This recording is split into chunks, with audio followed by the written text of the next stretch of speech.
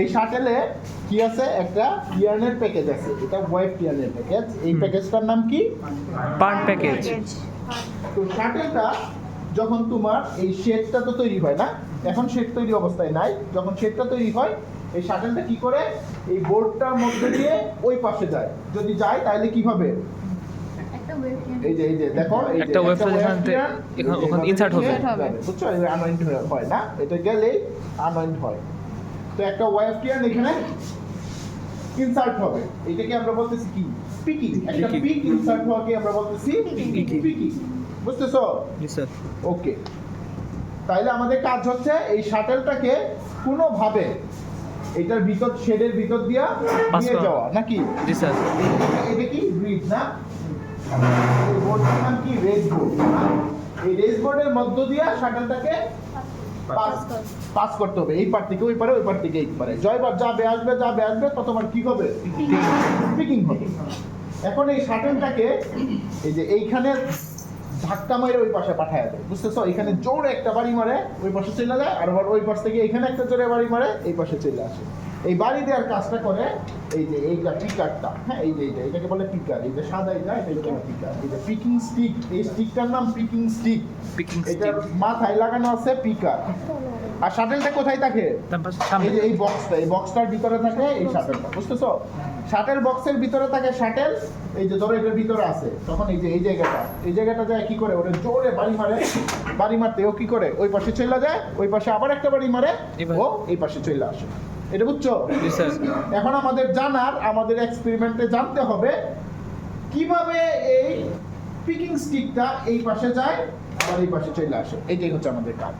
মানে মেশিন চললে এটা কিভাবে এই পাশে যায়, এটা তো আমি হাতে নিয়ে নিছি, কিন্তু এটা তো মেশিনে নেই ওই পাশে। এই মোশনটা আমাদেরকে জানতে হবে, বুঝতেছো? আমাদের এক্সপেরিমেন্টের কাজ কি না বুঝো নাই? ওকে, এখানে তোমাদের একটা জিনিস শিখায় নেই। এই যে পিকিং স্টিক, এই পিকিং স্টিকের পিভটিং পয়েন্ট কি বুঝি?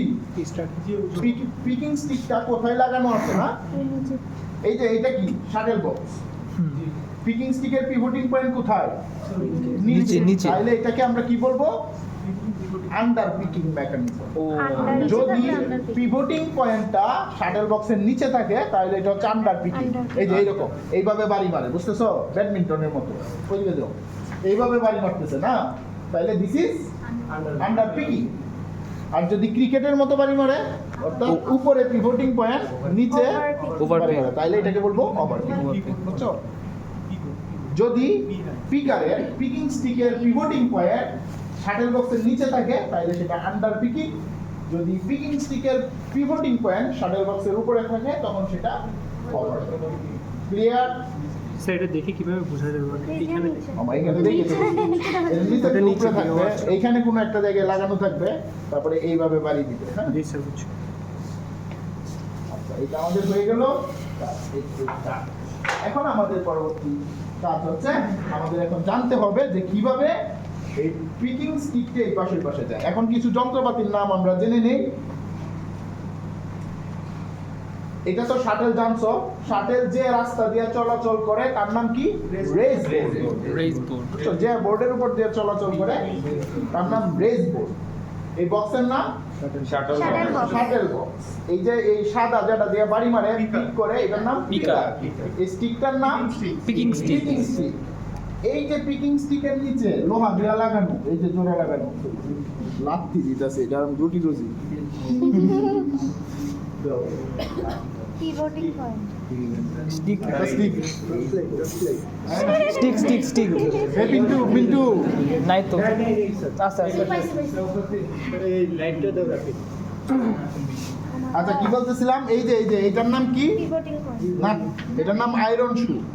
এটার নাম আয়রন শু। একটা আয়রনের শু, জুতার মতো না দেখতে, আয়রনের শু দিয়ে লাগানো, এটার নাম আয়রন শু।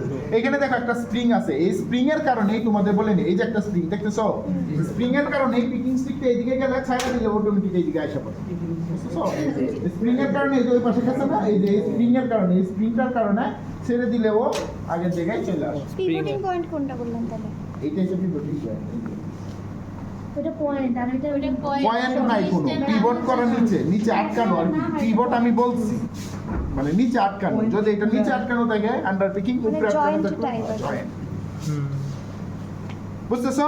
জি স্যার তাহলে এটা কি আয়রন শু, এটা কি আয়রন শু স্প্রিং এইটার নাম কি সাইড লিভার, এটার নাম সাইড লিভার, ওটা কাঠটা স্যার এটার নাম সাইড লিভার। এই যে কাঠের একটা দণ্ড সাইড লিভার। কাঠের জ্ঞান দিছে স্যার, হ্যাঁ কাঠের জ্ঞান দিছে। কাঠের কেন দিচ্ছে, এটা কেমনে করব? তুমি কি আর ই নাকি আচ্ছা এখন দেখো, এইদিকে একটু তাকাও তো, আমি উল্টা কাজটা করতেছি। এই যে প্রিকিং, হ্যাঁ না স্যার কিছু না এই যে প্রিকিং স্টিকটা আমি যখন সামনে নিই, দেখো সাইড লিভারটা আসলে কি হয়, নিচে নামে। তার মানে আমাদের এই মেশিনে কোনো একটা মেকানিজমের মাধ্যমে এই সাইড লিভারটাকে কি করতে হবে, নিচে নামাইতে হবে, তাইলে এর সামনে যাবে। পিছনে আনার জন্য তো কিছু লাগে না, নিয়ে আসো। হ্যাঁ তার মানে আমাদের কোনো একটা মেকানিজমের মাধ্যমে এই সাইড লিভারটাকে যদি আমি নিচে নামাইতে পারি, তাইলে এটা কই যাবে, সামনে সামনে যাবে। সামনে যাবে, মানে বাড়ি মারবে। বাড়ি মারো তাইলে আমার সাইড লিভারটাকে নিচে নামানোর একটা মেকানিজম খুঁজে বাইর করতে হবে। হুম বুঝছি সবাই? জি স্যার তাহলে পিকিং হইতে হইলে কি হইতে হবে, সাইড সাইড লিভারটা নিচে নামাইতে হবে। সাইড লিভার নিচে নামাইলে এই সাইড লিভারে যেটা একটা শু লাগানো আছে, দেখো সাইড লিভারে তুমি বললে না কাঠের না, হ্যাঁ। এখানে বারবার যদি কোনো একটা কিছু দিয়ে গুঁতা দিয়ে নিচে নামাও, তাহলে তো কান ভেঙে যাবে। এর জন্য এখানে একটা লোহার এ লাগানো আছে, এটাকে বলা হয় পিকিং শু। আচ্ছা ওটা তাহলে একবারে লোহার দিল না। পুরোটা লোহার দিলে মনে হয় তোমার দাম বেশি লাগে তো বা শব্দটব্দ হবে, এটা একটা কিছু ঠিক আছে। অথবা এটাকে নিচে নামানো ঝামেলা হবে, বারবার মেটাল পার্টসকে বারবার নিচে উপরে নামানো। জি স্যার ঘর্ষণ হতে পারে হ্যাঁ, এটা আওয়াজ হবে টক টক টক টক ওকে, আমরা এখন আসি, কথা শেষ, কাজ বেশি করি। জি স্যার। জি স্যার এখন কোনো একটা মেকানিজমে এটাকে নিচে নামাইতে হবে। তো কিভাবে নিচে নামাবো, নিচে নামানোর জন্য ওই দিন আমরা দেখছিলাম বটম শেপ, মনে আছে? যার সাথে কিনা লাগানো কি ট্যাপেট লাগানো। বটম শেপ কিভাবে মোশন পাইছিল, মোটর আমাদের আসি, আমরা তো ভুলে যাই, আমরা